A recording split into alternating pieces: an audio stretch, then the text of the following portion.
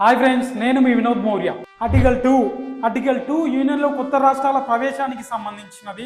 Article 3 భారతదేశంలో ఉన్న భూభాగంలో కొత్త రాష్ట్రాలు ఏర్పాటు చేసుకోవడం, ప్రాంతాలు సరిహద్దులు మార్చడం మరియు పేర్ల మార్పులకు సంబంధించినది.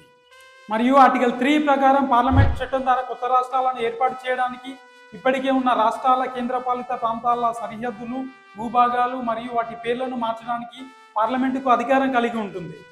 ఆర్టికల్ 3 ద్వారానే మన తెలంగాణ రాష్ట్రం స్థాపించబడింది. రాజ్యాంగాన్ని ఆర్టికల్ 3ని గొప్పగా అధ్యయనం చేసి తెలంగాణ రాష్ట్రాన్ని స్థాపించారు కేసీఆర్ గారు.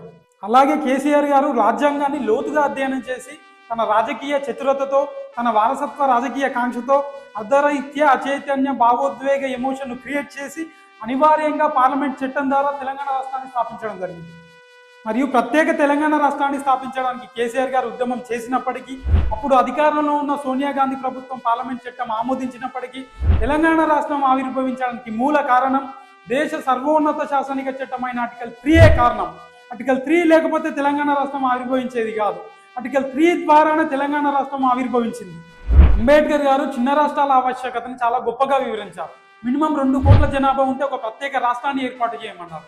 చిన్న రాష్ట్రాలు ఉంటే పరిపాలన సౌలభ్యం ఎక్కువగా ఉంటుంది, అలాగే ప్రజలకు పాలన గొప్పగా అందించవచ్చని, మరీ ముఖ్యంగా చిన్న రాష్ట్రాల వల్ల అధికార వికేంద్రీకరణ జరుగుతుందని అంబేద్కర్ గారు వివరించారు.